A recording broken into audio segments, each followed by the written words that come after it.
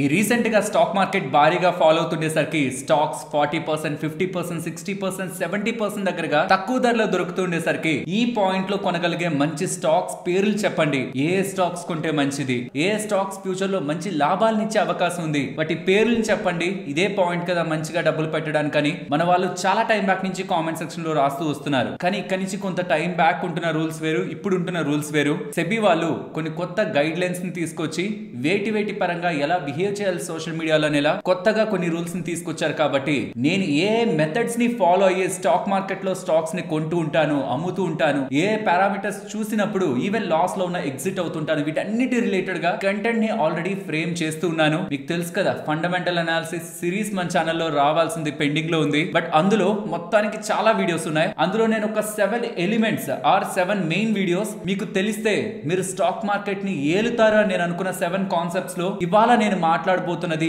Third concept. అంటే first 2 beginners ని ఇంకొంచెం బెటర్ చేయడానికి, బట్ థర్డ్ కాన్సెప్ట్ మాత్రం మార్కెట్ గురించి కొంత అవగాహన ఉన్నా సరే మార్కెట్ రిలేటెడ్ గా ఏ స్టాక్స్ ని ఎలా సెలెక్ట్ చేసుకోవాలి, ఏ స్టాక్స్ కి దూరంగా ఉండాలి, అండ్ అసలు మార్కెట్ ని ఒక డిఫరెంట్ ప్రాస్పెక్ట్ ఎలా చూడాలి. నాకు తెలిసి ఈ వీడియో తర్వాత మీరు స్టాక్స్ ని చూసే విధానమే మారిపోతుంది. మీరు ఇప్పుడు చేయాల్సిందల్లా మిగతా పనులన్నింటినీ పక్కన పెట్టి వీలైతే ఒక పెన్ బుక్ పట్టుకొని కూర్చోండి. సింపుల్ గా నేను చాలా థింగ్స్ ని మీకు ఇవాళ వీడియోలో ఎక్స్ప్లెయిన్ చేస్తాను. ఈవెన్ ఫండమెంటల్ అనాలిసిస్ సిరీస్ పరంగా కూడా చాలా మంది వెయిట్ చేస్తూ వచ్చారు కదా. అందులో ఇంట్రొడక్షన్స్ కానీ మిగిలిన థింగ్స్ అన్నిటి బిగినర్స్ థింగ్స్ అన్నిటిని పక్కన పెడితే main topic that to core topic stock selection related గా ఈ పాయింట్ లో మీకు అందిస్తే మీకు యూజ్ అవుతుందనే చాలా ఇంపార్టెంట్ అండ్ వాల్యుబుల్ ఇన్ఫర్మేషన్ మీ ముందుకు తీసుకొచ్చాను. సరే ఇంతకీ వాళ్ళ వీడియోలో మీరు ఏం తెలుసుకోబోతున్నారు, ఎండ్ ఆఫ్ ద వీడియో మీకు ఏమేమి అర్థమవుతాయి, ఈ స్టాక్ ఇంత పెరిగింది ఆల్రెడీ ఇంత పెరుగుతుందంట ఎక్కడైనా బజ్ ఉంటే నేను చెప్పే క్యాలిక్యులేషన్స్ మీరు చేసుకొని ఆ స్టాక్స్ నుంచి దూరంగా ఉంటారు. ఏ స్టాక్స్ హైయర్ పీ లో ఉన్నా ఎక్స్పెన్సివ్ వాల్యుయేషన్ లో ఉన్నా ఇది నేను కొనొచ్చు, కమింగ్ టైమ్స్ లో ఖచ్చితంగా స్టాక్ ధర పెరుగుతుంది, ఎక్స్పెన్సివ్ గా ఉన్నా సరే స్టాక్ ధర పెరుగుతుంది, అలాంటి క్లారిటీ మీకు వస్తుంది.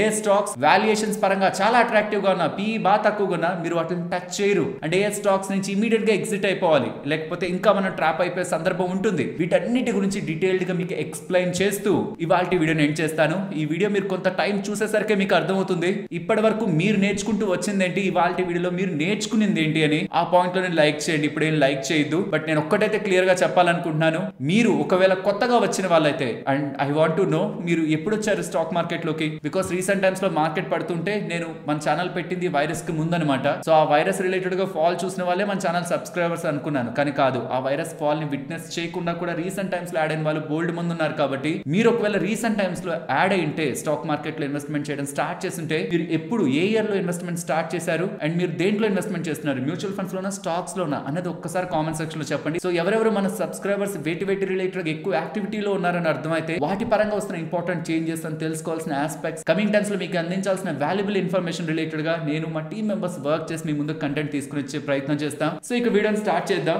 ఒకవేళ ఒక స్టాక్ ప్రైస్ 100 లో ఉండి ఈపీఎస్ ఎర్నింగ్ పర్ షేర్ ఏంటో కూడా నేను చెప్తా, ఇవన్నీ నేను మీతో మాట్లాడతా. ఈపీఎస్ 2 ఉంది అనుకోండి, ఎర్నింగ్ పర్ షేర్ 2 ఉంది అనుకోండి, అంటే పర్ షేర్ ఒక కంపెనీ దగ్గర చాలా షేర్స్ ఉంటాయి, వీటన్నిటి గురించి మాట్లాడతాను. బట్ పర్ షేర్ ఒకవేళ కంపెనీ ₹2 లాభాన్ని సంపాదిస్తుంటే దాని పీఈ ఎంత ఉంటుంది, stock price divided by EPS కదా పీఈ అంటే ఎంత, అప్పుడు 50 టైమ్స్ ఉంటున్నట్టు. 50 టైమ్స్ ఉందంటే అది ఎక్స్పెన్సివ్, కాబట్టి నేను ఎటువంటి యాక్షన్ తీసుకోను అని ఎవరైనా అనుకుంటున్నారు అనుకోండి, బికాస్ నాకు ఫండమెంటల్ అనాలిసిస్ తెలుసు, సో ఇది ఎక్స్పెన్సివ్ 50 లో ఉంది, ఇప్పుడు నేను దీంట్లో ఎంటర్ అయితే ట్రాప్ అయిపోతాను అనుకుని మీరు ఒకవేళ వద్దనుకుంటుంటే జస్ట్ ఇది ఒకసారి గమనించండి. అదే స్టాక్ ఒక ఈపీఎస్ 2 ఉన్నది కాస్త 10కి వెళ్ళింది, ఈపీఎస్ ఏమైంది, ఎర్నింగ్ పర్ షేర్ ఏమైంది, 2 ఉన్నది కాస్త 10కి వెళ్ళింది. స్టాక్ ప్రైస్ 100 ఉన్నది కాస్త 1000కి వెళ్ళింది, ఇప్పుడు ఎంత ఉంది, పీఈ 100 ఉంది. ఇందాక పీఈ 50 ఉందనుకొని ఎక్స్పెన్సివ్ అనుకొని మనం టచ్ చేయలేదు, ఇది ఒక సినారియో. ఇది ఇన్ఫాక్ట్ తప్పు కూడా కాదు, మనకు తెలీదు ఎక్స్పెన్సివ్ అనిపించింది వదిలేసాం. కానీ ఈ పాయింట్ లో 1000 ఉంది, ఈపీఎస్ 10 ఉంది, పీఈ 100 ఉంది. బట్ నెక్స్ట్ ఏం జరుగుతుంది, స్టాక్ 3000 కి వెళ్తుంది,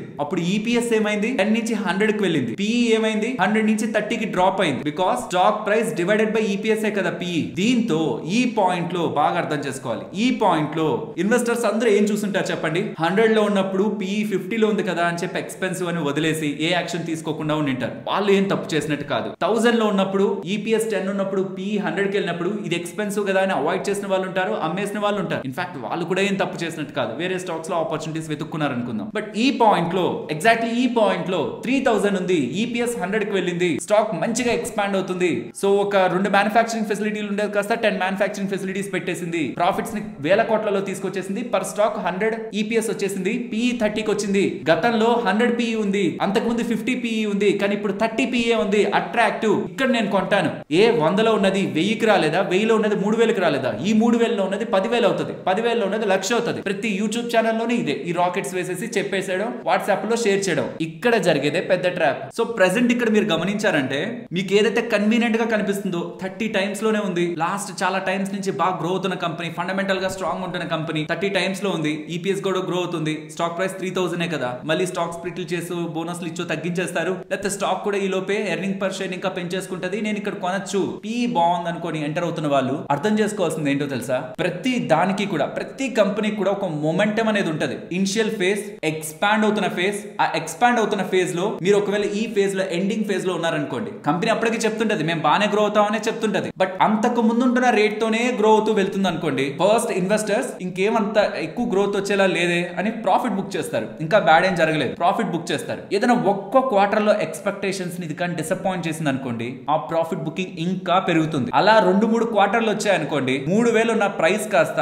1800-1700కి వస్తుంది. కంపెనీ బ్యాడ్, పీ పెరుగుతుంది అప్పుడు. లేకపోతే ఈపీఎస్ కూడా తగ్గిందంటే, స్టాక్ ప్రైస్ తగ్గి ఈపీఎస్ కూడా తగ్గిందంటే పీ అక్కడే కూడా ఉంటది. Because stock price divided by EPS కదా. సో స్టాక్ ప్రైస్ పడిపోయి ఈపీఎస్ కూడా పడిపోతే 30 దగ్గర కూడా ఉండొచ్చు కదా మనకి ఫ్యూచర్ లో. సో ఇక్కడ మీరు బాగా అర్థం చేసుకోవాల్సింది ఏంటంటే, ఈ పీ అనేది ఒక భ్రమ. పీ ఎంత ఉందనే దాన్ని బట్టి ఎక్స్పెన్సివ్ అనుకోవడం, పీ ఎంత ఉందనే దాన్ని బట్టి అట్రాక్టివ్ అనుకోవడం, ఇది ఒక భ్రమ. ఈ భ్రమలో నుంచి మనం బయటకు వచ్చి ట్రైలింగ్ పీఈ అంటే ఏంటి, ఫార్వర్డ్ పీఈ అంటే ఏంటి, ప్రైస్ టు ఎర్నింగ్ గ్రోత్ అంటే ఏంటి, ఈ మూడింటిని మీరు అర్థం చేసుకుంటే ఈ భ్రమలో నుంచి బయటకు వస్తారు. అప్పుడు ఏ కంపెనీస్ అట్రాక్టివ్ గా ఉన్నాయి, ఏ కంపెనీస్ ఎక్స్పెన్సివ్ ఉన్నాయి, అసలు వేటిని పట్టుకోవడం ద్వారా మనకి యూజ్ లేదు, వేటిని మనం అసలు టచ్ చేయకూడదు అన్న విషయం మీకు అర్థం అవుతుంది. ఇది మీకు నేను ప్రాక్టికల్ గా ఎక్స్ప్లెయిన్ చేస్తాను. చాలా మంచి గ్రోత్ రేట్ ఉండి జస్ట్ గ్రోత్ స్లో అవడం వల్ల పడిపోయిన స్టాక్ ను ఒకటి ఎగ్జాంపుల్ గా తీసుకొని ట్రెంట్ తీసుకుందాం. ట్రెంట్ ఇక్కడ మీరు డౌన్ సైడ్ కి వస్తే ఇలా క్వార్టర్లీ నెంబర్స్ కనిపిస్తాయి కదా, అక్కడ సేల్స్ ఉంటుంది కదా ప్లస్ సింబల్, ఆ ప్లస్ సింబల్ ని కొట్టండి. ఇక్కడ మీరు అబ్జర్వ్ చేస్తే సెప్టెంబర్ 2023 నుంచి వాళ్ళ సేల్స్ గ్రోత్ ఎలా ఉంది, 53%, 50%, 51%, 56%, ఇలా 50s లో ఉన్నది కాస్త ఎప్పుడు వచ్చింది 39.37% కి ఎప్పుడు వచ్చింది, సెప్టెంబర్ 2024. సెప్టెంబర్ ఎండెడ్ నెంబర్స్ ఇవి, అంటే సెప్టెంబర్ మంత్ ఎండ్ అయ్యేంత వరకు ఉంటున్న డేటాని అక్టోబర్ లో వాళ్ళు పోస్ట్ చేస్తారు. అది మనం అబ్జర్వ్ చేసే ప్రయత్నం చేద్దాం. చెప్పాను కదా వాళ్ళకి 50% దగ్గరగా గ్రోత్ ఉంటున్నప్పుడు అల్లా స్టాక్ పెరిగింది. కానీ ఎప్పుడైతే ఈ సెప్టెంబర్ క్వార్టర్ నెంబర్స్ ఎప్పుడైతే మనకి అక్టోబర్ లో ఆర్ నవంబర్ లో మనకు అప్డేట్ అయ్యి ఉంటాయో, కరెక్ట్ గా అక్టోబర్ నవంబర్ పాయింట్ నుంచే మనకి డిక్లైన్ కనిపిస్తూ ఈ నెంబర్స్ తర్వాత స్టాక్ రీసెంట్ పీక్ నుంచి నియర్లీ 23.5% దగ్గరగా పడింది. ఇది ఫస్ట్ డిక్లైన్. దాని తర్వాత చూడండి మార్కెట్ ఇంకా పడేదు, ఎందుకంటే మార్కెట్ ఏమనుకుంటదంటే ఇది ఓన్లీ 1 క్వార్టర్ ఇష్యూ ఏమో, నెక్స్ట్ క్వార్టర్ వరకు వెయిట్ చేద్దాం, నెక్స్ట్ క్వార్టర్ తర్వాత మళ్ళీ ఒకవేళ మంచిగా నెంబర్స్ ఉంటే పైకి తీసుకువెళ్దాం అని చెప్పి కన్సాలిడేట్ అయిపోతుంది. వాట్ నెక్స్ట్ అనేది important. September quarter numbers disappoint చేశాయి, but what about December quarter earnings? అది సెప్టెంబర్ క్వార్టర్ ఎర్నింగ్స్ కంటే వీక్ గా ఉంటుండేసరికి ఎగ్జాక్ట్లీ ఈ పాయింట్ లో లార్జ్ క్యాప్స్ అన్ని పెద్దగా ఫాలో అవ్వని పాయింట్ లో కూడా స్టాక్ మనకు ఆల్మోస్ట్ 17% దగ్గరగా పడింది. ఇవి రీసెంట్ గా ఫిబ్రవరిలో అప్డేట్ అయిన నెంబర్స్ అనమాట. ఈ నెంబర్స్ తర్వాత నుంచి స్టాక్ 17% పడింది. బట్ ఓవరాల్ గా టోటల్ గా పై నుంచి ఎంత పడింది మనకి 38% పడింది. ఒక large cap stock recent times లో అంత పడిందా? 37% ఏదో స్మాల్ క్యాప్ స్టాక్ పడ్డట్టు కాదు కదా. అండ్ ఇక్కడ మీరు ఇంకొకటి అబ్జర్వ్ చేయాలి, మార్కెట్ ఎప్పుడు కూడా ఇప్పుడు గ్రోత్ ఎంత వచ్చిందనే దాని మీదే ఫోకస్ చేయదు. ఇప్పుడు 39% గ్రో అయ్యామా ఇయర్ ఆన్ ఇయర్ లో అనేది ఫోకస్ చేయదు, గతంలో ఎలా ఉంది అనేది ఫస్ట్ క్రైటీరియా అనమాట. ఫస్ట్ అది గతంలో ఎలా గ్రో అవుతూ వచ్చింది అనేది first. Second the recent quarters లో ఏమైనా మేనేజ్మెంట్ స్ట్రాంగ్ గా మాట్లాడారా, నేను నెక్స్ట్ క్వార్టర్ లో ఇలా చేస్తాను లేకపోతే కమింగ్ క్వార్టర్స్ లో అలా చేస్తానని ఏమైనా మాట్లాడారా, అలా చేస్తే పాస్ట్ లో పర్ఫార్మ్ చేయకపోతున్నా ఆ క్వార్టర్ లో వచ్చే నెంబర్స్ మీద మార్కెట్ హెవీ ఎక్స్పెక్టేషన్స్ పెట్టుకుంటది. అలా పెట్టుకున్నప్పుడు ఈవెన్ ఈ గ్రోత్ ఇండివిజువల్ గా చూస్తే, ఇండివిజువల్ గా చూడండి ఏ లార్జ్ క్యాప్ స్టాక్ మీకు ఇయర్ ఆన్ ఇయర్ లో 34% గ్రోత్ ని డెలివర్ చేసింది? లేదు, అసలు అలా చేయలేదు కూడా. కానీ ఎందుకని ఇది 34% డెలివర్ చేసినా సరే 37% ఫ్రమ్ పీక్ హైస్ నుంచి పడింది? బికాస్ గతంలో ఉంటున్న వాళ్ళ గ్రోత్ ఇప్పుడు రిప్లికేట్ కాకపోతుండడం. గతంలో ఉంటున్నప్పుడు ఈ గ్రోత్ అంతా ఉంటున్నప్పుడు వాళ్ళు ఏదైతే ఎర్నింగ్ పర్ ఎస్టిమేట్స్ ని తీసుకొని ఫర్దర్ గా పీ ఇలా ఉంటది, నెక్స్ట్ 1 ఇయర్ కూడా పీ ఇంతలోనే ఉంటది, మనం ఇక్కడ కూడా కొనొచ్చు స్టాక్ ని అనుకుని ఎవరెవరైతే ఎంటర్ అయ్యారో వాళ్ళకి ఇది స్లో అవుతుంటే ఎంత స్లో అవుతుంది, ఇంకెంత ఇంపాక్ట్ అవుతుంది, అప్పుడు ఫర్దర్ గా మనం అనుకున్న క్యాలిక్యులేషన్స్ అన్ని రాంగ్ అవుతాయి కదా అని ఇన్వెస్టర్స్ లో కలుగుతున్న భయమే ఆ ప్రాఫిట్ బుకింగ్ కారణం. కంపెనీ బ్యాడా, జూడియో లేదా బయట సేల్స్ జరగట్లేదా, ట్రెంట్, టాటా వాళ్ళ కంపెనీ ఏమైపోయాయి ఇవన్నీ? కాబట్టి మీరు గమనించండి, ట్రెంట్ కానీ డిమార్ట్ కానీ మోస్ట్ ఆఫ్ ద పెద్ద పెద్ద కంపెనీస్ అన్ని కానీ పెరుగుతున్నంత సేపు ఎక్కడికో వెళ్ళిపోతున్నట్లుంటాయి. ఎప్పుడైతే మార్కెట్ కి ఒక చిన్న క్వశ్చన్, గ్రోత్ ఇంకంత వెళ్తుందా అనే ఒక క్వశ్చన్ మార్క్ వచ్చినప్పటి నుంచి పడ్డం స్టార్ట్ అవుతుంది. క్లారిటీ క్లారిఫికేషన్ వస్తున్న ప్రతిసారి స్టాక్ పడడం స్టార్ట్ అయిపోతుంది. అదేంటి మొన్న 4 నెలల వరకు అంత పెరిగింది, ఇప్పుడు సడన్ గా ఏమైపోయిందంటే క్వశ్చన్ మార్క్ మార్కెట్ కి వచ్చింది గ్రోత్ పరంగా. రియల్లీ నిజంగా గ్రోత్ ఉందా, కాంపిటీషన్ కారణంగా తగ్గుతుందా, ఆర్ వాళ్ళ ఓన్ బిజినెస్ అంత స్కేలబిలిటీలో లేదా, గ్రోత్ కి అంత స్కోప్ ఉందా లేదా అనే క్వశ్చన్ మార్క్ మార్కెట్ కి అనిపించినప్పుడు పడిపోతుంది. అనిపించక ముందే మనకి ఓకే ఇంతకు మించి ఇది ఎక్స్పాండ్ అయితే కమింగ్ క్వార్టర్స్ లో నేను నెక్స్ట్ క్యాలిక్యులేషన్స్ చెప్తాను ఎలా మనం చూస్తాం నెక్స్ట్ ఇయర్లీ బేసిస్ తో గ్రోత్ రేట్ అని. అంత ఛాన్స్ లేదు, రెవెన్యూస్ అంత ఎక్స్పాండ్ అయ్యి ప్రాఫిట్స్ అంత ఎక్స్పాండ్ అయ్యే ఛాన్స్ లేదు అనుకున్నప్పుడు కొంచెం ప్రాఫిట్లు బుక్ చేసుకోవడం మంచిది. సో యూజువల్ గా పెద్ద పెద్ద ఇన్వెస్టర్స్ అందరూ కూడా ఏం చేస్తారంటే 50p లో ఉందా పక్కకు నెట్టేస్తారు, దాన్ని పక్కన పెట్టేస్తారు. స్టాక్ ప్రైస్ 100 లో ఉంది, ఈపీఎస్ ని ఫోకస్ చేస్తారు. ఈ కంపెనీ ఇప్పుడు ఇన్ని కోట్లు లాభం సంపాదిస్తుంది, పర్ షేర్ 2 రూపాయలు ప్రాఫిట్ తీయగలుగుతుంది, ఎర్నింగ్ పర్ షేర్ 2 రూపీస్ ఉంది. కమింగ్ టైమ్స్ లో ఈ కంపెనీ ఏం చేసి ఈపీఎస్ ని ఆర్ వాళ్ళ ప్రాఫిట్స్ ని పెంచుకోగలుగుతుంది? ఎలాంటి ఆపర్చునిటీ ఉంది? ఈ ప్రాఫిట్ ని 10 టైమ్స్ చేయగలుగుతుందా, 20 టైమ్స్ చేయగలుగుతుందా? అలాంటి ఎన్విరాన్మెంట్ ఏదైనా కంపెనీకి మెయింటైన్ అవుతుందా ఆర్ జనరేట్ అయ్యే స్కోప్ ఉందా? దీని మీద వర్క్ చేసి ఎవ్వరూ మాట్లాడుకున్నప్పుడే, సోషల్ మీడియాలో కూడా వాటి బజ్ రానప్పుడే ఇన్వెస్టర్స్ అప్పుడు ఇన్వెస్ట్ చేయడం వల్ల ఆల్ఫా క్రియేట్ అవుతుంది. కానీ ఈ 100 ని 1000 కి వెళ్ళిన తర్వాత ఆ పాయింట్ లో అయినా సరే 1000 ది 3000 అవ్వాలంటే, స్టాక్ ప్రైస్ అవ్వాలంటే ఈపీఎస్ కూడా 10 లో ఉన్న ఈపీఎస్ 100 కి వెళ్ళగలగాలి. 10 లో ఉన్న ఈపీఎస్ 100 లోకి వెళ్ళగలుగుతుంది. 10 టైమ్స్ అయినా గ్రో అవుతుంది, 5 టైమ్స్ అయినా గ్రో అవుతుంది, అట్లీస్ట్ 3 టైమ్స్ అయినా ఈపీఎస్ గ్రో అవుతుంది. ఆ గ్రోత్ ఇంకా ఉంది అనే క్లారిటీతో, కాన్ఫిడెన్స్ తో అనాలిసిస్ చేసి స్టడీ చేసి ఎంటర్ అవుతుంటారు చూసారు ఇన్వెస్టర్స్. వాళ్ళకి ఎప్పుడు ఒక మార్జిన్ ఆఫ్ సేఫ్టీ మిగిలే ఉంటది. ఈవెన్ ద బేర్ మార్కెట్ ఇప్పటికీ కూడా 10% కరెక్ట్ అయిన స్టాక్స్ బోల్డ్ ఉన్నాయి మార్కెట్ లో. బికాస్ కమింగ్ టైమ్స్ లో వాళ్ళ గ్రోత్ రేట్ బానే ఉంటది, ఈపీఎస్ బానే ఉంటది అని ఒక కాన్ఫిడెన్స్ మార్కెట్ కి. సో కాబట్టి అలాంటి వాటిల్ని మీరు ట్రాక్ చేయాలన్నా, స్టడీ చేయాలన్నా వెయిట్ని స్టెప్ బై స్టెప్ తెలుసుకుంటూ రావాలో ఇప్పుడు నేను మీకు ఎక్స్ప్లెయిన్ చేస్తాను. సో ఫస్ట్ పిఈ మాట్లాడుకునే ముందు ఈపీఎస్ గురించి మాట్లాడుకుందాం. ఈపీఎస్ అంటే earning per share. Earning per share ఒక ఫార్ములా ఏంటంటే net profit divided by total number of shares. ఇది ఒక ఎగ్జాంపుల్ మాత్రమే. లెట్స్ సే హెచ్డిఎఫ్సి బ్యాంక్ వాళ్ళకి 40,000 కోట్ల ప్రాఫిట్ వచ్చింది అనుకోండి, రియాలిటీలో మాట్లాడుకుందాం. 40,000 కోట్ల ప్రాఫిట్ వచ్చింది అనుకోండి. Total number of shares HDFC bank కి సంబంధించినవి 500 కోట్లు ఉన్నాయనుకోండి. టోటల్ ప్రాఫిట్ 40,000 కోట్లు డివైడెడ్ బై వాళ్ళ టోటల్ నెంబర్ ఆఫ్ షేర్స్ 500 కోట్లు చేస్తే ఎంత వచ్చింది? ఈపీఎస్ 80. అంటే ఒక్కొక్క షేర్ కి వాళ్ళు ఇప్పుడు సంపాదించిన లాభం, ఆ ఎంటైర్ ఫైనాన్షియల్ ఇయర్ లో సంపాదించిన లాభం 80 రూపీస్ అనమాట. ఎంటైర్ ఫైనాన్షియల్ ఇయర్ దే మనం చూస్తాం పిఈ క్యాలిక్యులేషన్స్ పరంగా. యూజువల్ గా ప్రతి క్వార్టర్ లోనూ ప్రాఫిట్స్ వస్తుంటాయి కదా, నేను మీకు చూపిస్తా. చూడండి, ఇది హెచ్డిఎఫ్సి బ్యాంక్. ఇక్కడ మీరు గమనిస్తే కిందకు వచ్చి ఎవ్రీ క్వార్టర్ అంటే 3 మంత్స్ కి రిజల్ట్స్ ని పోస్ట్ చేస్తూ ఉంటారు కదా. మార్చ్ 2024 లో, తర్వాత జూన్ 2024, సెప్టెంబర్ 2024, డిసెంబర్ 2024, మళ్ళీ ఈసారి మార్చ్ 2025, జూన్ 2025, సెప్టెంబర్ 2025, డిసెంబర్ 2025. ఇవి కామన్ గా వస్తూ ఉంటాయి కదా. ఇవి క్వార్టర్లీ ప్రాఫిట్స్ అనమాట. అలా ప్రతిసారి ప్రాఫిట్స్ పోస్ట్ చేస్తున్నప్పుడు ఇది divided by total number of shares ఈ హెచ్డిఎఫ్సి బ్యాంక్ కి సంబంధించింది వేస్తే అప్పుడు మనకు వచ్చేది ఈపీఎస్. మరి ఎలా తెలుస్తుంది టోటల్ నెంబర్ ఆఫ్ షేర్స్ ఎంత అని? మీరు జస్ట్ గూగుల్ చేసి నా కంపెనీ పేరు పెట్టేసి ఎంత ఉన్నాయి, టోటల్ నెంబర్ ఆఫ్ షేర్స్ ఎన్ని ఉన్నాయి అనేది అడిగినా గూగులే మీకు చెప్పేస్తుంది. సో ఇలా మీకు ఈపీఎస్ అనేది తెలుస్తుంది అనమాట. ఈ ఈపీఎస్ చాలా ఇంపార్టెంట్. ఇదేదో మనకి సింపుల్ గా అనిపిస్తుంది కానీ ఎంత profit divided by any number of shares ఉన్నాయని, ఇది చాలా ఇంపార్టెంట్. ఇది ఎందుకు ఇంపార్టెంట్ ఈ వీడియో కంటిన్యూషన్ లో మీకు అర్థమవుతుంది. ఇప్పుడు ఈపీఎస్ ఎలా వచ్చింది, ఎర్నింగ్ పర్ షేర్ ఎలా వచ్చిందో అర్థమైంది కదా. ఇప్పుడు ప్రైస్ టు ఎర్నింగ్స్ గురించి మాట్లాడుకుందాం. బట్ అది భ్రమ. ట్రైలింగ్ ఏంటి, ఫార్వర్డ్ పిఈ ఏంటి, ఇది మీకు అర్థం కావాలి. ప్రైస్ టు ఎర్నింగ్స్ లో పి బై ఈ అని ఉందా? ఈ అంటేనే ఈపీఎస్. ఇందాక మనం తెలుసుకున్నాం కదా. పి అంటే ప్రైస్. దేని price? Stock price. Same example తీసుకుందాం. ఇందాక హెచ్డిఎఫ్సి బ్యాంక్ ఈపీఎస్ ఎంత వచ్చింది? 80. ఫర్ ఎగ్జాంపుల్ సింప్లిఫికేషన్ కోసం stock price HDFC bank the 1600 దగ్గర ఉంది అనుకోండి. 1600 డివైడెడ్ బై 80 ఎంత అవుతుంది? 20.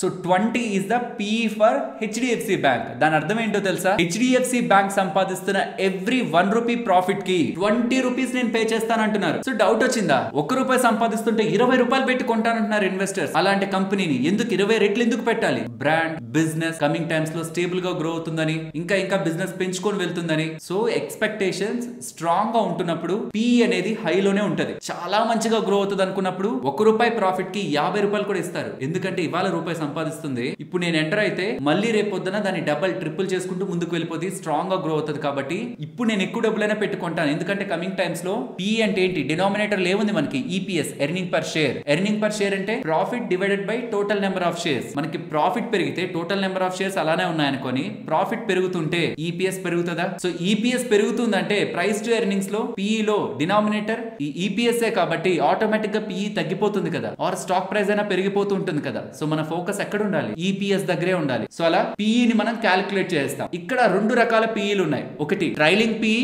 ఇంకొకటి ఫార్వర్డ్ పిఈ. ట్రైలింగ్ అంటే లాస్ట్ 12 మంత్స్ కి సంబంధించిన పిఈ అన్నమాట. ఈ పాయింట్ లో నేను కూర్చొని లాస్ట్ 12 నెలల నుంచి నా కంపెనీ ఎలా గ్రో అవుతుంది దాని యావరేజ్ తో నేను కానీ నాకు సంబంధించిన నేను అనాలిసిస్ చేస్తున్న కంపెనీకి సంబంధించిన పిఈని తీసుకున్నాను అనుకోండి, అది ట్రైలింగ్ పిఈ. అలా కాకుండా ప్రెసెంట్ నేను ఎక్కడున్నాను అక్కడి నుంచి నెక్స్ట్ 12 మంత్స్ ఇదే గ్రోత్ రేట్ తో, ఇప్పుడు ఏదైతే ఎగ్జిస్టింగ్ గా నాకు ఉందో గ్రోత్, అదే గ్రోత్ రేట్ తో నేను ఫార్వర్డ్ గా ముందుగా ఆలోచించి నెక్స్ట్ 4 క్వార్టర్ కి సంబంధించిన ఈపీఎస్ ని తీసుకొని దాంతో నేను పిఈని చూస్తే ఫార్వర్డ్ పిఈ వస్తుంది. ఎందుకు ఇది ఇంపార్టెంట్ అంటే ట్రైలింగ్ పిఈ మనకి ఏం చెప్తుంది అంటే ప్రెసెంట్ నువ్వు ఏ బేస్ లో ఉన్నావు, ఏ వాల్యుయేషన్ లో ఉన్నావు. ఫార్వర్డ్ పిఈ ఏం చెప్తుంది అంటే నువ్వు ఇప్పుడు కొంచెం ఎక్కువ డబ్బులు పెడుతున్నా నెక్స్ట్ 1 ఇయర్ కైనా నువ్వు జస్టిఫై చేస్తున్నట్టేనా కాదా ఈ వాల్యుయేషన్ అనేది. ఇది మీకు డిఫరెంట్ ఎగ్జాంపుల్ తీసుకొని చెప్తాను. ఒక ఎగ్జాంపుల్ ఇన్ఫోసిస్ తీసుకుందాం. స్టాక్ ప్రైస్ 1500 దగ్గర ఉంది అనుకోండి, లాస్ట్ ఇయర్ ఈపీఎస్ 100 అనుకోండి. పిఈ ఎంత మనకి లాస్ట్ ఇయర్ అంటే లాస్ట్ 12 మంత్స్ అంటే అది ట్రైలింగ్ పిఈ. అప్పుడు మనకి పిఈ ఎంత అవుతుంది చెప్పండి? స్టాక్ ప్రైస్ 1500, లాస్ట్ 2024 కి సంబంధించిన మొత్తం మనకి లాస్ట్ 12 మంత్స్ కి సంబంధించి ఈపీఎస్ తీసుకుంటే యావరేజ్ గా 100 ఉంది అనుకోండి. స్టాక్ ప్రైస్ డివైడెడ్ బై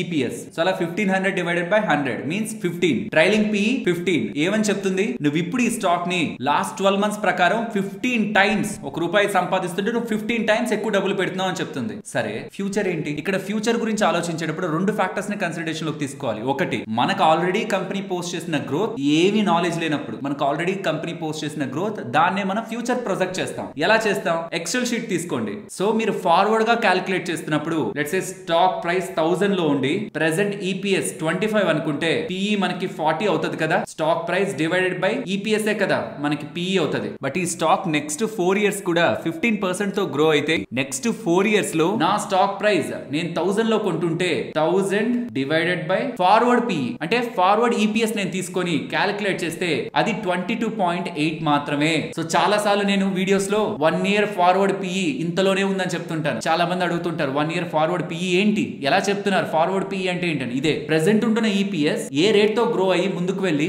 ఎంతకు వెళ్ళడానికి ఛాన్స్ ఉంది అలా క్యాలిక్యులేట్ చేసుకుంటే నాకు ఫార్వర్డ్ ఈపీఎస్ వస్తుంది. First stock price divided by forward earning per share చేస్తే నాకు ఫార్వర్డ్ పిఈ వస్తుంది. ఇది ఖచ్చితంగా మళ్ళీ 40 లోనే మెయింటైన్ పిఈ అవుతుందంటే దాని అర్థం ఏంటి? స్టాక్ ప్రైస్ పెరుగుండాలి. లెట్స్ సే స్టాక్ ప్రైస్ 2000 అయింది అనుకోండి, పిఈ ఎంతలోనే ఉంది అక్కడ 45 లోనే ఉంది. లెట్స్ సే స్టాక్ ప్రైస్ 1800 అయింది అనుకోండి, పిఈ 41 లో ఉంది. లెట్స్ సే స్టాక్ ప్రైస్ 1700 అయితే నియర్లీ 38 దగ్గర ఉంది. అంటే ఇదే రేట్ తో గ్రో అయితే స్టాక్ ప్రైస్ 70% పెరుగుతుంది. ఇది కానీ 15% తో కాంపౌండ్ అయితే ఈపీఎస్ సేమ్ పిఈ లో ఉంటదంటే, ఏదైనా రీజన్స్ తో పిఈ డ్రాప్ అయితే మనం ఏం చేయలేం, బట్ సేమ్ పిఈ తో ఉంటదంటే దీన్ని మనం ఇలా చూడొచ్చు. ఆర్ ఈవెన్ 1300 కి వెళ్ళినా అది 29 పిఈ ఆర్ 30 పిఈకి వచ్చేసినా సరే నాకు ఒక 30% వర్కౌట్ అవుతుంది. ఇక్కడ మీరు చూడాల్సింది ఏంటి?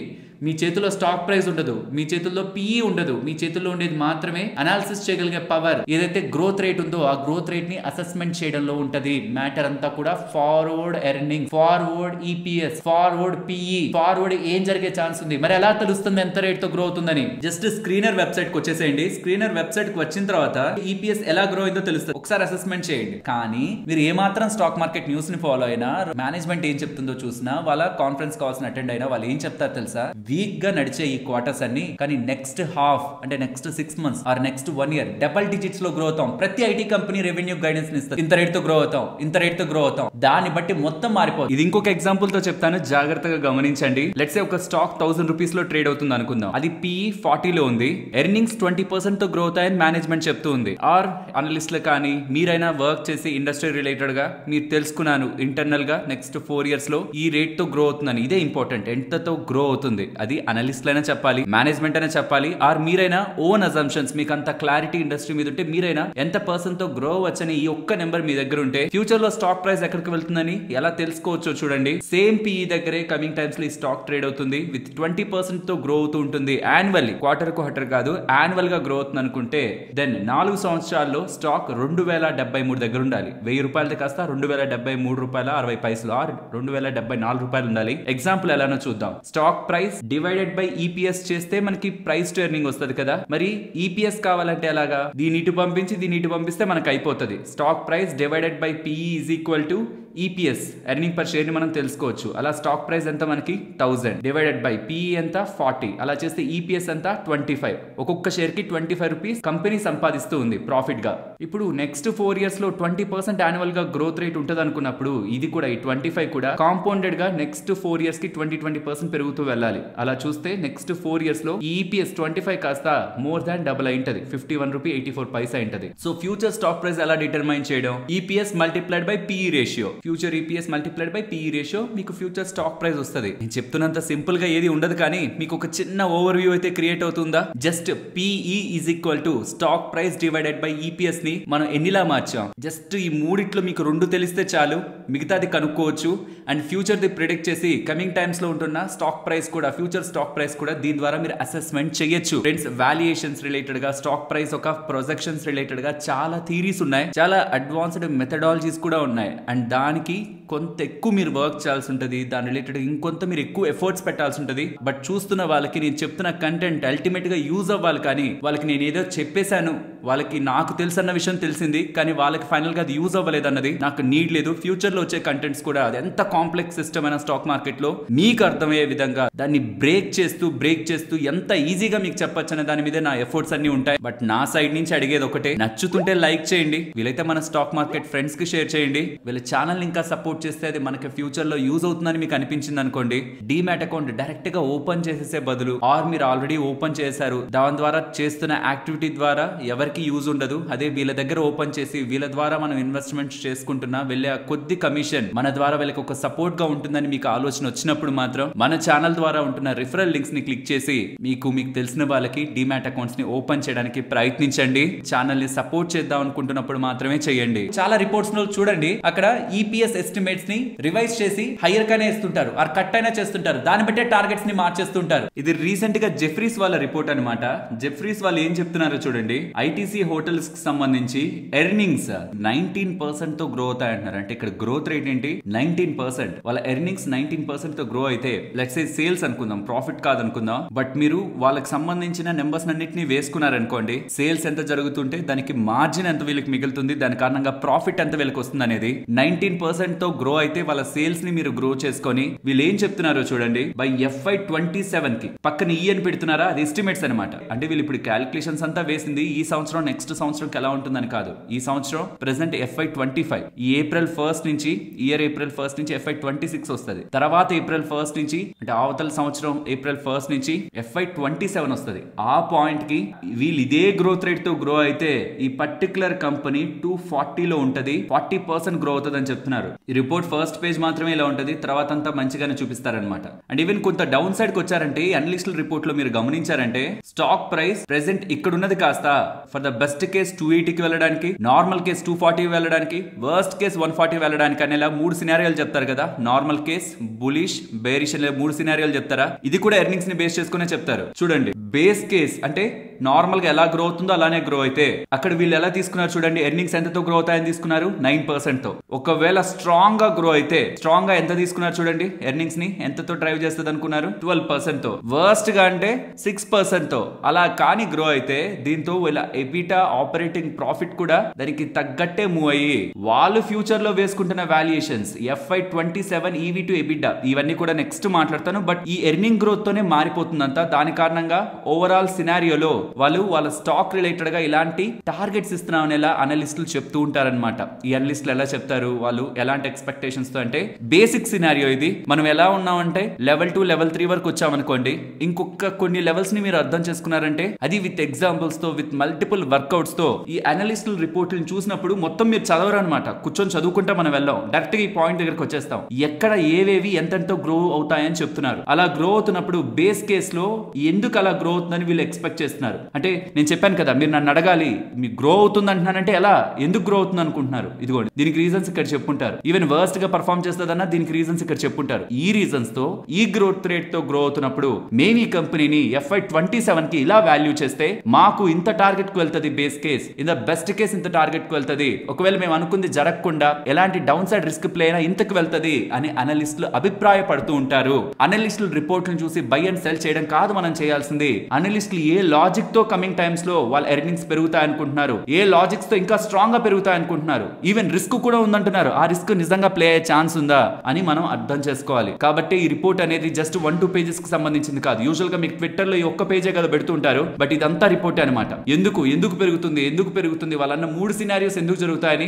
ఈ మొత్తం రిపోర్ట్ లో చెప్పడానికి ప్రయత్నిస్తారు. ఈ మొత్తం రిపోర్ట్ మనం చూసినప్పుడు మనకి చాలా నెంబర్స్ ని అర్థం చేసుకోగలిగినప్పుడు, వాళ్ళ బిజినెస్ ని అర్థం చేసుకోగలిగినప్పుడు, ఆ పర్సెంటేజ్ ఏదైతే మనం స్టార్టింగ్ లో మాట్లాడుకున్నామో 12% అని, 8% అని, 9% అని, ఆ గ్రోత్ ఏదైతే మాట్లాడుకుంటున్నామో దాన్ని అర్థం చేసుకోవచ్చు. యూజువల్ గా మనం ఒక ఎక్సెల్ షీట్ ని తయారు చేసుకుంటాం అనమాట. ఆ ఎక్సెల్ షీట్ లో రెవెన్యూస్ ని, ఆ పర్టికులర్ కంపెనీ రిలేటెడ్ గా మార్జిన్స్ ని, అండ్ వాళ్ళ ఆపరేటింగ్ సైడ్ ఎక్స్పెన్సెస్ ని, అండ్ వాళ్ళ ఫైనాన్స్ కాస్ట్ ని, అంటే వాళ్ళ అప్పులు తెచ్చుకుంటారు, దానికి వడ్డీలు కట్టేసి మొత్తం ట్యాక్స్ రిలేటెడ్ గా వాళ్ళు ఏ స్ట్రక్చర్ లో ఉన్నారో అది వేసుకునేసి మొత్తం తీసుకుంటే మనకి నెట్ ప్రాఫిట్ వస్తుంది, వాటి మార్జిన్స్ వస్తాయి. దాంతో ఈవెన్ రెవెన్యూ రిలేటెడ్ గా మనకి గైడెన్స్ ని, వాళ్ళు ఇచ్చిన గైడెన్స్ ని మనం ఎంటర్ చేసుకుంటున్నా, నెక్స్ట్ రెవెన్యూ ఎంత పెరుగుతుందని వేసుకున్నా మీకు దాంతో ఆటోమేటిక్ గా ప్రాఫిటబిలిటీ కింద వచ్చేస్తుంది. కాబట్టి దాన్ని బట్టి కూడా మీరు గ్రోత్ రేట్ పీజీని క్యాలిక్యులేట్ చేసుకొని, నాట్ ఓన్లీ ఫర్ కంపారిజన్ ఒక 2-3 స్టాక్ ని కంపేర్ చేసుకోవడమే కాదు, ఈ పర్టికులర్ స్టాక్ అయినా ఇదే పీఈతో నెక్స్ట్ 2-3 ఇయర్స్ ఉంటుంది అనుకుంటే స్టాక్ ప్రైస్ ఎక్కడికి వెళ్ళొచ్చు అనే ఒక ఐడియాకి, ఇదేదో పెద్ద వాల్యుయేషన్ మోడ్ లో చెప్పట్లేదు. యాజ్ ఎ బిగినర్ గా మీకు ఏమీ తెలియకుండా ఏది పడితే చూసి వెళ్ళిపోవడం బదులు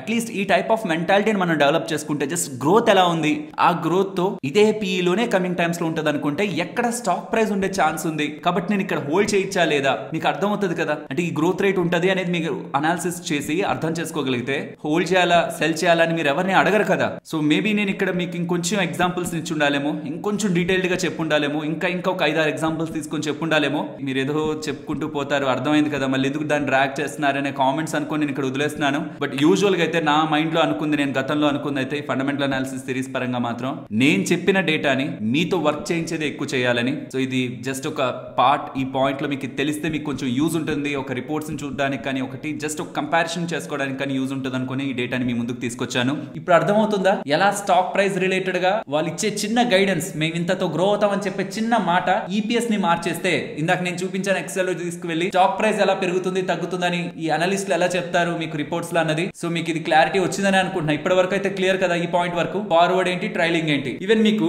ఈ స్క్రీనర్ ఇలాంటి వాటిలో ఏంటంటే ట్రైలింగ్ 12 months పీఈ కూడా టీటీఎం అని మీరు అలా వాటిని చెక్ చేయొచ్చు. ఇది క్లియర్ కదా. బట్ నాకు సంబంధించిన మోస్ట్ ఇంపార్టెంట్ అంటే ఒక దాన్ని అసెస్మెంట్ చేయడంలో ఈ పీఈలు కాదు అనుకోని నేను చాలా ఎక్కువ ఫోకస్ ఇచ్చేది, ఎక్కువ వెయిటేజ్ ఇచ్చేది కొన్ని రేషియోస్ మాత్రమే ఉన్నాయి. అందులో చాలా రేషియోస్ ఉంటుంటాయి కదా, బట్ నేను చాలా కొన్నిటిని ఫాలో అవుతాను. అందులో PEG, price to earning growth. ఇది 3 సార్లు ఎందుకు చెప్తున్నాను, 2-3 సార్లు అంటే అదే సోల్ ఆఫ్ ద స్టాక్ అనమాట. అది ఉంది, గ్రోత్ ఉంది అంటే అది ఒక వెలుగుతుంది. గ్రోత్ లేదు అనుకుంటే ఏ కంపెనీ అయినా తీసుకోండి, రిలయన్స్ అయినా తీసుకోండి, గ్రోత్ తీసుకురాలేరు అని అర్థమవుతుంది అనుకోండి, మార్కెట్ కి పక్కకు పెట్టేస్తుంది. ఇంకెవరి దగ్గర ఉంది గ్రోత్? మార్కెట్ లో అందరూ వెతికేది, ఫేమస్ ఇన్వెస్టర్స్ అందరూ వెతికేదే గ్రోత్. మీరు వెతకాల్సింది కూడా గ్రోత్. స్టాక్ ప్రైస్ ని కాదు, ఈని కాదు, ఆ యూట్యూబ్ ఛానల్స్ లో చెప్తున్న వాటిని కూడా కాదు, గ్రోత్. ఎప్పుడు నేను ఏదైనా చెప్పినా, ఎవరు ఏదైనా చెప్పినా బై చేయకండి దాన్ని. బై ఇన్ ద సెన్స్ ఆ మాటల్ని కూడా బై చేయకండి. అడగాలి మీరు ఏం చూసి చెప్తున్నారు, గ్రోత్ ఏంటి, ఎక్స్ అనే స్టాక్ పెరిగిపోతుంది ఆర్ ఎక్స్ అనే స్టాక్ మంచిగా కనిపిస్తుంది అని నేను అంటాను. ఎలా మంచిగా కనిపిస్తుంది, ఏం చూసి మంచిగా కనిపిస్తుంది? గ్రోత్ మీరు ఎంత ఎక్స్పెక్ట్ చేస్తున్నారు? ఇప్పుడు ఇలా ఉంది, లాస్ట్ 12 months నుంచి గ్రోత్ ఇలా ఉంది ఈపీఎస్ లో. నెక్స్ట్ 12 months మీరేం ఎక్స్పెక్ట్ చేస్తున్నారు? నేను ఇప్పుడు 10-20% ఎక్స్పెక్ట్ చేస్తున్నాను అన్నాను. ఏ బేసిస్ తో 10-20% కాంపౌండ్ అవుతూ వెళ్తుంది. లాజిక్ నేను చెప్పగలగాలి కదా బిజినెస్ ఎలా పెరుగుతుందని. దీని మీదే స్టడీ చేయాలన్నమాట. స్టడీ చేయండి. ఏం స్టడీ చేయడం, ఈపీఎస్ ఎలా గ్రో అవుతుందో స్టడీ చేయడమే main logic, main investors focus చేసేది. ఐ హోప్ ఇక్కడికి మీకు ఏమైనా వాల్యూ యాడ్ చేశానా, నేను కొంచెమైనా అనిపిస్తే లైక్ చేయండి. బికాస్ ఈ టైప్ ఆఫ్ వీడియోస్ కి ఏంటంటే ఖచ్చితంగా రీచ్ ఉండదు, నాకు ఆ విషయం తెలుసు. బట్ ఈ వీడియోస్ ఏంటంటే 2-3 పార్ట్స్ గా డివైడ్ చేసి పెడితే నాకు మంచి లాభమే ఉంటుంది. ఎందుకంటే నేను ఆ 3 వీడియోలకి ఒక్కొక్క వీడియోకి ఏమి యాడ్లు పెడతాను, దీనికి అదే యాడ్లు పెడతాను. కానీ అంతా కలిపి ఎందుకు ఈ వీడియోలో చెప్తాను తెలుసా? ఈ పాయింట్ లో మీకు ఈ లాజిక్స్ అర్థమైతే, నేను ఎలాగో ఫండమెంటల్ అనాలిసిస్ సిరీస్ ఇంకా డిలే అయ్యేలా ఉంది. బికాస్ చాలా వర్క్ చేసిన, ఇది మీకు బేసిక్ గా చూపించాను, బట్ ఇది చాలా ఇంకొక లెవెల్లో మీకు రిప్రజెంటేషన్ పరంగా కూడా చాలా బాగా చూపించాలని. అండ్ కొత్త రూల్స్ కారణంగా అసలు ఏం మాట్లాడాలి, ఏం మాట్లాడకూడదు, ఎందుకంటే వీడియోలు మళ్ళీ ఉండవు, మీకు కనిపించవు అనమాట. నేను ఏదైనా మీకు అటు ఇటుగా ఏమైనా చూపించి చెప్పాను అనుకోండి, ఆ వీడియోస్ మనకి కనిపించవు రూల్స్ ని ఫాలో అవ్వకపోతే. సో అసలు ఏంటని తెలుసుకోవడానికి నేను టైం తీసుకుంటున్నాను. బట్ ఇప్పుడు ఈ పాయింట్ లో మీకు ఇన్ఫర్మేషన్ తెలియాలి కాబట్టి తీసుకొచ్చాను ఈ వీడియో. ఎఫర్ట్స్ ఉన్నాయనిపిస్తే లైక్ చేయండి, అండ్ వీలైతే మన తెలిసిన వాళ్ళందరికీ షేర్ చేయండి. సో దట్ ఇంకొంచెం మనకి దీని రిలేటెడ్ గా రీచ్ పెరిగి మేము పెట్టిన కంటెంట్ కి కూడా ఒక సార్థకత అనేది ఉంటుంది. అండ్ ప్రొసీడ్ అయ్యే ముందు ఫర్దర్ గా నేను చూసే మోస్ట్ ఇంపార్టెంట్ ఎలిమెంట్ మాట్లాడుకునే ముందు మీకు ఒక ఇంపార్టెంట్ టాపిక్ ని డిస్కస్ చేయాలనుకుంటున్నాను. దయచేసి ఇది స్కిప్ చేయకండి. ఎందుకు చెప్తున్నాను, మీ గురించి మీ ఫ్యామిలీ గురించి అన్నది ఆలోచించండి. నేను క్వశ్చన్ అడుగుతాను, జాగ్రత్తగా ఆన్సర్ చేయండి. మీకు నెల ఒక 5,000 మిగులుతుంది అనుకుందాం. 5,000 రూపాయలు మీరు స్టాక్ మార్కెట్ లో ఇన్వెస్ట్మెంట్ చేస్తే లెట్స్ సే మీరు 12% తోనే గ్రో అయింది అనుకుంటే 10 సంవత్సరాలు మీరు ఇన్వెస్ట్మెంట్ చేసిన ఎంత వస్తుంది? 11,61,000 వస్తుంది కదా. కానీ ఈ లోపల ఇన్వెస్ట్మెంట్ చేస్తున్న వ్యక్తికి ఏదైనా హెల్త్ ప్రాబ్లం వచ్చింది, వాళ్ళ ఫ్యామిలీలో ఏదైనా హెల్త్ ప్రాబ్లం వచ్చింది, ఎన్ని లక్షలు ఖర్చు అవుతాయి అనుకుంటున్నారు? ఇక్కడ నుంచి 10 సంవత్సరాల క్రితం హార్ట్ సర్జరీకి 2 లక్షల్లో అయిపోయేది మంచి హాస్పిటల్లోనే. కానీ ఇప్పుడు 10 నుంచి 15 లక్షలు మంచి మంచి పెద్ద పెద్ద హాస్పిటల్లో ట్రీట్మెంట్ చేసుకోవడానికి అవుతుంది. హార్ట్ ప్రాబ్లమ్స్ పక్కన పెట్టండి, రీసెంట్ టైమ్స్ లో మీ లైఫ్ స్టైల్, నా లైఫ్ స్టైల్, అందరి లైఫ్ స్టైల్స్ మారాయి కదా. మీరు మంచి ఫుడ్, క్వాలిటీ ఫుడ్ తింటున్నారా? ఇక్కడ నేను క్వాలిటీ అంటే బాగా రిచ్ ఫుడ్స్ అని కాదు, రాగి జావైనా సరే క్వాలిటీయే. కానీ మనం ఏం తింటున్నాం? మోస్ట్ ఆఫ్ ద థింగ్స్ బయటవి తింటున్నాం. దాని ద్వారా హెల్త్ పాడవుతుందని తెలిసినా తింటున్నాం, బికాస్ లోపల ఉంటున్న కోరికల్ని కంట్రోల్ చేసుకోలేక. సో దాంతో హెల్త్ పాడవుతుందని కూడా మనకు తెలుసు కదా. సో ఆబ్వియస్లీ మనం హాస్పిటల్ కి కమింగ్ ఇయర్స్ లో వెళ్తాం because of our life style అని మనకు అర్థమవుతున్నా సరే, మనం వస్తున్న డబ్బుల్ని ప్యూర్లీ మార్కెట్స్ లోనో, ప్యూర్లీ గోల్డ్ లోనో అలా ఇన్వెస్ట్మెంట్ చేసుకుంటూ వెళ్ళిపోతూ మనం ఏం ఎక్స్పెక్ట్ చేస్తాం? లక్షలు సంపాదిస్తామని. కానీ ఈ లోపు వచ్చే ఒక్క హాస్పిటల్ బిల్ ఇన్ని సంవత్సరాలది మొత్తాన్ని పట్టుకెళ్ళి వెళ్ళిపోతుంది. అలానే నీ 5,000 పెట్టి టర్మ్ ఇన్సూరెన్స్, హెల్త్ ఇన్సూరెన్స్ కొనేసుకోండి అని చెప్పట్లేదు. ఈ 5,000 ₹1,000 పెట్టి హెల్త్ ఇన్సూరెన్స్ తీసుకోండి. ఏం జరుగుతుంది హెల్త్ ఇన్సూరెన్స్ తీసుకుంటే? ఇది చెప్తాను చూడండి. ఇక్కడ 25 లక్షల హెల్త్ ఇన్సూరెన్స్ ₹693 వస్తుంది. ఏజ్ తక్కువ కాబట్టి. మీ ఏజ్ కి 1000 అయింది అనుకోండి, 1500 అయింది అనుకోండి, 2000 అయింది అనుకోండి, ఆర్ మీ ఫ్యామిలీ మొత్తానికి కలిపి 2000 అయింది అనుకోండి, 10 లక్షలతో, 15 లక్షలతో, 20 లక్షలతో. సో అలా మీరు తీసుకుంటే ఇక్కడ నుంచి కమింగ్ టైమ్స్ లో మీరు కడుతున్న ₹1000 ఆర్ 1500 మీ ఫ్యామిలీకి 20 లక్షల ప్రొటెక్షన్ ఇస్తుందా హాస్పిటల్ బిల్ పరంగా? సో దట్ నెక్స్ట్ ఎప్పుడైనా సరే ఇక్కడ 10 సంవత్సరాల పాటు మీరు సేవ్ చేసింది స్టాక్ మార్కెట్ లో కన్సిస్టెంట్ గా గ్రో అయితే, గోల్డ్ లో కన్సిస్టెంట్ గా గ్రో అయితే వచ్చిన 10 లక్షలు తీసుకువెళ్ళిపోదు కదా. మీరు కట్టేది ఎంత? ₹1000, 2000 ఏజ్ ని బట్టి. ఆ పర్సన్ కండిషన్స్ చాలా బ్యాడ్ ఉన్నాయనుకుంటే ఇంకొంచెం ఎక్కువే కడతారు అనుకుందాం. మిగిలిన డబ్బులు ఇన్వెస్ట్మెంట్ చేసుకోవచ్చు కదా. సో 1000, 2000 పోను ఇక్కడ ₹3000 ఇన్వెస్ట్ చేస్తుంటే అక్కడ రావాల్సిన 11 లక్షల బదులు 7 లక్షల దగ్గరగా డబ్బు వచ్చేది. ఈ లోపు తనకి ఏదైనా జరుగుతున్న హాస్పిటల్ బిల్ కవర్ అయిపోయేది. సో తనకు కావాల్సింది 2 జరిగిపోయాయి. ఇదే స్మార్ట్ గా ప్లాన్ చేసే వాళ్ళు, ఇన్వెస్ట్మెంట్స్ ప్లాన్ చేసే వాళ్ళు చేసేది. ఏదైతే ఆ పర్సన్ ఫ్యూచర్ కళల కోసం, వాళ్ళ ఫ్యామిలీ కోసం, తన ఫ్యూచర్ కోసం, పిల్లల ఫ్యూచర్ కోసం బిల్డ్ చేస్తున్న ఇల్లు ఉంటుందో అది బేస్మెంట్ లేకుండా కడుతున్నట్టు, పిల్లర్స్ లేకుండా కడుతున్నట్టు health insurance must and should గా ప్రతి ఫ్యామిలీకి ఉండాల్సిందే. ఈవెన్ వాళ్ళ కంపెనీ ఇస్తున్నా సరే అది తక్కువ కవర్ ఉండొచ్చు, దాంట్లో టర్మ్స్ అండ్ కండిషన్స్ ఉండొచ్చు. కాబట్టి ఇండివిజువల్ పర్సనల్ కవర్ ఉండాలి. ఎందుకంటే ఏజ్ అయిపోయాక మీరు తీసుకుందాం అనుకున్నా సరే చాలా టర్మ్స్ అండ్ కండిషన్స్ ని పెట్టి చాలా వరకు ఈ కంపెనీస్, ఇన్సూరెన్స్ కంపెనీస్ ఏజ్ అయిపోతున్న వాళ్ళకి ఈ హెల్త్ ఇన్సూరెన్స్ ఇవ్వవు. అందుకే నేను రీసెంట్ గా చేసిన వీడియోలో కూడా నేను తీసుకున్న హెల్త్ ఇన్సూరెన్స్ నాకు ఏజ్ తక్కువ ఉంది కాబట్టి నేను HDFC ఎర్గో తీసుకోగలిగాను. నాకు ఇచ్చారు. HDFC ఎర్గోలో కూడా ఆప్టిమా సెక్యూర్ ఉంటుంది. అది కాదు ఆప్టిమా సూపర్ సెక్యూర్ తీసుకున్నాను. దానికి రీజన్స్ ఏంటో కూడా నేను మీకు ఈ వీడియోలో ఎక్స్ప్లెయిన్ చేశాను. కానీ మా అమ్మకి తీసుకుంది ICICI Lombard Elevate. ఎందుకంటే తనకి కొన్ని హెల్త్ ప్రాబ్లమ్స్ ఉన్నాయి, లైక్ తనకి డయాబెటీస్ ఉంది, షుగర్ ఉంది. సో కాబట్టి దాని రిలేటెడ్ గా కానీ తనకి వయసు అయిపోవడం వల్ల నాకు HDFC ఎర్గో తనకు దొరకలేదు. తనకి నేను తీసుకుంది ICICI Elevate. మీకు ఏది బెస్ట్ గా సూట్ అవుతుంది? ఇది వీడియో చూస్తే మీకు అర్థం అవుతుంది. అర్థం కాకపోయినా మీకు కింద డిస్క్రిప్షన్ కామెంట్ సెక్షన్ లో లింక్ ఇస్తున్నాను కదా, ఆ లింక్ ను క్లిక్ చేసి మీ డీటెయిల్స్ ని ఫిల్ చేస్తే మీకు ఈ ఇన్సూరెన్స్ అన్ని వస్తాయి. మీరు ఓన్ గానే కంపేర్ చేసుకోవచ్చు. ఆర్ వీటి రిలేటెడ్ గా పూర్తి నాలెడ్జ్ ఉంటున్న వ్యక్తి మిమ్మల్ని గైడ్ చేస్తారు, అసెస్ట్ చేస్తారు. ఏది బెస్ట్ మీకుంటున్న కండిషన్స్ కి మీకు ఏది సూట్ అవుతుందో కూడా మీకు చెప్తారు. మీరు ఏదైనా బిజీగా ఉన్నారనుకోండి, ఇది మీరు చూస్తున్న టైంలోనే ఇలా మీరు బిజీగా ఉన్నారా, మా అడ్వైజర్ తో కాల్ స్లాట్ ఏమైనా బుక్ చేసుకుంటారా? సో దట్ మీరు ఫ్రీగా ఉంటున్న టైంలోనే మీకు కాల్ చేస్తామని కూడా ఈ పాలసీ బజార్ వాళ్ళు మీ ఫ్రీ టైంలోనే మీకు కాల్ చేసే ప్రయత్నం కూడా చేస్తున్నారు. కాబట్టి మీరు ఇన్సూరెన్స్, హెల్త్ ఇన్సూరెన్స్ ని తప్పకుండా తీసుకోవాలి. ఇది ఏమైనా ప్రమోషనా, పెయిడ్ ప్రమోషనా, డబ్బులు ఏమైనా తీసుకొని మాకు ఇలా చెప్తున్నారా? ఈ దాన్ని చెప్పడానికి నేను రూపాయి కూడా తీసుకోవట్లేదు వాళ్ళ సైడ్ నుంచి. మీరు ఇంకా నమ్మకపోతే మీరు నచ్చిన దగ్గర నుంచి తీసుకోండి, మీరు ఎక్కడి నుంచైనా తీసుకోండి. నాకు మీ ఫ్యామిలీకి ఒక హెల్త్ ఇన్సూరెన్స్ ఉండడం కావాలి. హెల్త్ ఇన్సూరెన్స్ తీసుకున్న వాళ్ళు ఏ హెల్త్ ఇన్సూరెన్స్ తీసుకున్నారు, ఎన్ని లక్షలకు సంబంధించి తీసుకున్నారు, ఎంత కడుతున్నారో కూడా కామెంట్ సెక్షన్ లో చెప్పండి. తీసుకున్న వాళ్ళకు కూడా అర్థమవుతుంది ఎంతమంది ఆల్రెడీ హెల్త్ ఇన్సూరెన్స్ తీసుకుంటున్నారని. అండ్ ఫైనల్ నా వరకు హెల్త్ ఇన్సూరెన్స్ ఆ మనిషి బ్రతికుండగా తన ఫ్యామిలీ ఫైనాన్షియల్ కండిషన్ వర్స్ట్ తన కళ్ళ ముందు కాకుండా కాపాడుకోగలుగుతాడు. టర్మ్ ఇన్సూరెన్స్ తీసుకున్న వ్యక్తి తనకి ఏదైనా జరిగి చనిపోతుంటే ఆ ఫ్యామిలీకి 1 కోటి, 2 కోట్లు, 5 కోట్లు, 10 కోట్ల రూపాయలు ఎటువంటి ట్యాక్స్ లేకుండా వాళ్ళ ఫ్యామిలీకి ఇవ్వగలుగుతాడు. ఈవెన్ మార్కెట్ లో ఇన్వెస్ట్మెంట్ చేసిన 5,000 10 సంవత్సరాలు ఇన్వెస్ట్మెంట్ చేసిన తన ఫ్యామిలీకి తను ఇవ్వగలిగేది 11 లక్షలు, అది కూడా ట్యాక్స్ వేసుకొని. కానీ అదే టర్మ్ ఇన్సూరెన్స్ అయితే ₹1000 కట్టి 2000 కడుతుంటే 1 కోటి, 2 కోట్లు, ఈవెన్ దానికంటే ఎక్కువ శాలరీ, మంచి శాలరీ వస్తుంటే సంవత్సరానికి ఎంత వస్తుంది? మల్టిప్లైడ్ బై 25 చేస్తే లెట్స్ సే సంవత్సరానికి ఒక 10 లక్షల శాలరీ వస్తుంది. మల్టిప్లైడ్ బై 25 అంటే 2,50,00,000 తన టర్మ్ ఇన్సూరెన్స్ తీసుకోవడానికి ఎలిజిబుల్. శాలరీ పీపుల్ కి ఈజీగా ఇస్తారు, మిగిలిన వాళ్ళకి కొంచెం కష్టం. అలా తీసుకుంటున్న వ్యక్తికి ఏదైనా జరిగింది అనుకోండి, ఆ మొత్తం డబ్బులు వాళ్ళ ఫ్యామిలీకి వెళ్తుంది. రూపాయి ట్యాక్స్ ఉండదు. ఇంకే ఇన్వెస్ట్మెంట్స్ లో అయినా సరే అంత డబ్బులు రాదు, పైగా ట్యాక్స్. ఇక్కడ అలా కాదు. కాబట్టి తను లేకపోతున్నా తన ఫ్యామిలీ తలెత్తుకుని సొసైటీలో బతకాలనుకున్న వాళ్ళు టర్మ్ ఇన్సూరెన్స్ ఖచ్చితంగా తీసుకోండి. నేను ఎక్కడి నుంచి తీసుకున్నానో వాటి యొక్క లింక్స్ డిస్క్రిప్షన్ కామెంట్ సెక్షన్ లో పెడుతున్నాను. ఎలా పూర్తి వివరాలు కావాలన్న వీడియోస్ పెడుతున్నాను. మీరు చూడండి, ఫస్ట్ డీటెయిల్స్ ని ఫిల్ చేసి మీరు చెక్ చేసుకోండి. మీకు ఎంత డబ్బులు పడుతున్నాయి, ఏ పాలసీలు ఎలా ఉన్నాయో అవన్నీ చెక్ చేసుకోండి. తర్వాత దానికి సంబంధించి మీకు బయట తీసుకోవాలా, ఇంకెక్కడైనా తీసుకోవాలా, అది మీ చాయిస్. బట్ మీ ఫ్యామిలీకి ఒక హెల్త్ అండ్ టర్మ్ ఉండాలన్నది అయితే గుర్తుంచుకోండి. Okay, back to the topic. PEG, price to earning growth formula ఏంటి? PE, price to earnings divided by earning growth. Growth or EPS growth rate, ఇది మీరు తెలుసుకోవాలి, చాలా ఇంపార్టెంట్ గా తెలుసుకోవాలి. దీన్ని మీకు ఒక మంచి ఎగ్జాంపుల్ తో చెప్పనా, మీకు బాగా గుర్తుంటది. 2 కార్లు ఉన్నాయనుకుందాం, same model, same colour, same everything, మీకు బయట నుంచి ఒకేలా కనిపిస్తుంది. ఒక కారేమో 4 లక్షలు చెప్తున్నారు, ఇంకొక కారేమో 7 లక్షలు చెప్తున్నారు. ఫైనల్ ప్రైస్ ఒకటి 4, ఒకటి 7. బయట నుంచి చూసేదానికి 2 ఒకటే. మీరు ఏది తీసుకుంటారు? 2 ఒకటే. సో చాలా మంది స్మార్ట్ గా ఇప్పుడు ఏం థింక్ చేస్తారంటే, ఇట్లా నేను అడుగుతున్నానంటే ఆ 7దే బెటర్ అనుకుంటుంటారు కదా. 4 లక్షలు 7 లక్షలు అంటే ఆబ్వియస్లీ మనం 4 లక్షలదే కదా సెలెక్ట్ చేసుకుంటాం. కానీ మీరు అడగాల్సింది ఏంటి నెక్స్ట్? దాని కండిషన్, దాని మైలేజ్ అడిగారు. నన్ను మైలేజ్ అడిగారు. ఆ 4 లక్షల కార్ మైలేజ్ ఏమో 6 కిలోమీటర్స్ పర్ లీటర్, ఈ 7 లక్షల కార్దేమో 18 కిలోమీటర్స్ పర్ లీటర్. ఇప్పుడు మీరు ఏ కార్ తీసుకుంటారు? ఇది బాగా మెయింటైన్ చేయలేదు, ఇది బాగా మెయింటైన్ చేసాం, ఇది అంతా ఇంజిన్ అంతా డ్యామేజ్ అయిపోయింది, అలా వస్తుంది. ఇది మంచిగా ఉంది కండిషన్ లో, కాబట్టి ఈ రేట్. ఇప్పుడు ఏది తీసుకుంటారు? 7 lakhs ఉన్నదే కదా తీసుకుంటారు. ఇక్కడ మీరు ఏం చూసారు? కార్ ధర చూసారా? కార్ లుక్ చూసారా? ఏం చూసారు మీరు? కార్ లో ఏం చూసి మీరు ఇప్పుడు ధర పెంచారు? 4 లక్షల నుంచి 7 లక్షల వరకు వెళ్ళారు. ఏం చూసి వెళ్ళారు? Performance and quality. ఇది ఒక్కటే కదా మిమ్మల్ని ఆ 4 లక్షల నుంచి 7 లక్షల వరకు మొత్తం ఒకటేగా ఉన్న మూవ్ చేసింది. స్టాక్స్ లో కూడా మీరు చూడాల్సింది అదే. పిఈ కాదు, స్టాక్ ప్రైస్ కాదు, ఏ సెగ్మెంట్ లో ఉంటున్నా, ఏ సెక్టార్ లో ఉంటున్నా, ప్రెసెంట్ అది అక్కడ ఉన్నది కాస్త ఎలా ఇంకొక మెట్ ఎక్కుతుంది, ఇంకొక స్టేజ్కి వెళ్తుంది అనేది మీరు చూడాలి. అందుకే చెప్పాను, ఈపీఎస్ ఉంది చూసారా, ఎర్నింగ్ పర్ షేర్ ఉంది చూసారా, అదే ఇంపార్టెంట్. అండ్ ఇప్పుడు నేను చెప్పే ఎగ్జాంపుల్ మీరు జాగ్రత్తగా ఫోకస్ చేస్తే పిఈ కంటే కూడా మీరు దేనికి ఇంపార్టెన్స్ ఇవ్వాలో మీరు అర్థం చేసుకుంటారు. సో ఇక్కడ మీరు జాగ్రత్తగా గమనిస్తే మనకి 4 స్టాక్స్ ఉన్నాయి. Stock C, stock D, stock E, stock F. ఆ 4టి పిఈ 50-50. అందరి పిఈలు ఎంత? 50. ఇప్పుడు మీరు ఈ స్టాక్స్ లో 4 స్టాక్స్ లో మీ కళ్ళ ముందు ఉన్నాయి. 4 స్టాక్స్ ని ట్రాక్ చేస్తున్నారు, వాచెస్ లో పెట్టుకున్నారు.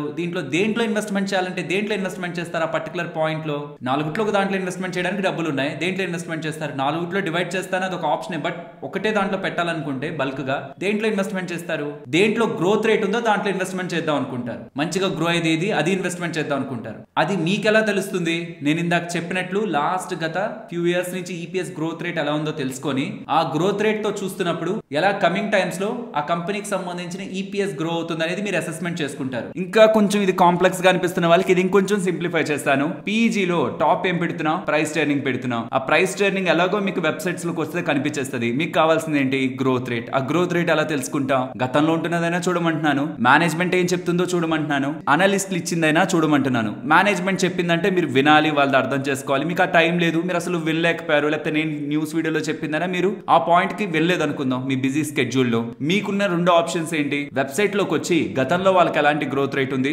రెండవది అనలిస్టులు రిపోర్ట్లు వెతికి వాళ్ళు ఎలాంటి గ్రోత్ రేట్ చెప్తున్నారు. అనలిస్టులు వర్క్ నైనా మనం చూసుకోవడం, మన దాంట్లోకి యాడ్ చేసుకోవడం, ఆ గతంలో ఉంటున్న డేటానైనా చూసుకోవడం. నా సజెషన్ అయితే గతంలో ఉంటున్న డేటా కంటే అనలిస్టులు చెప్తున్న దాన్నైనా కొంచెం ఫ్యాక్టర్ చేసుకోమంటాను. లేదు అది కూడా మీకు అవ్వట్లేదు అనుకోండి, గతంలో ఏం జరిగిందో చూసే ప్రయత్నం చేద్దాం. ఇక్కడ 2 రకాల కంపెనీలు ఉంటాయన్నమాట. ఇప్పుడు ఇన్ఫోసిస్ తీసుకున్నారనుకోండి, వాళ్ళేం ఒకే ఒక్క క్వార్టర్ లో మా సేల్స్ ని 50% పెంచేస్తామన్నారు కదా. చాలా ఇయర్స్ నుంచి కూడా కన్సిస్టెంట్ గా అలానే గ్రోత్ వస్తుంటారు. ఎక్కడా సర్ప్రైజ్లు ఉండవు, ఎక్కడా షాక్లు ఉండవు. కానీ అదే మీరు small cap, mid cap or ఇంకీవెన్ లార్జ్ క్యాప్ లో కూడా సడన్ గా ట్రాన్స్ఫర్మేషన్ చేద్దాం అనుకుంటున్న కంపెనీస్ కి నెంబర్స్ సడన్ గా మారిపోతాయి అనమాట. వాట్ అనాలిసిస్ డిఫరెంట్ ఉంటుంది, దాని గురించి కూడా మాట్లాడతాను. బట్ ఎప్పుడైతే మీకు లాస్ట్ 10 years ఇక్కడ అబ్జర్వ్ చేయండి, last 10 years, last 5 years, last 3 years ఒక గ్రోత్ మీరు ప్రాఫిట్ గ్రోత్ మీరు చూస్తే 3 years కి 10% ఉంది, 5 years కి 11% ఉంది, 10 years కి కూడా 9% ఉంది, ట్రైలింగ్ లాస్ట్ 12 months కి కూడా 13% ఉంది. సో యావరేజ్ గా ఇన్ఫోసిస్ అనేది 10 to 11% మధ్య గ్రోత్ అనుకోవచ్చా? కింద 11% వేసుకున్నా, మీరు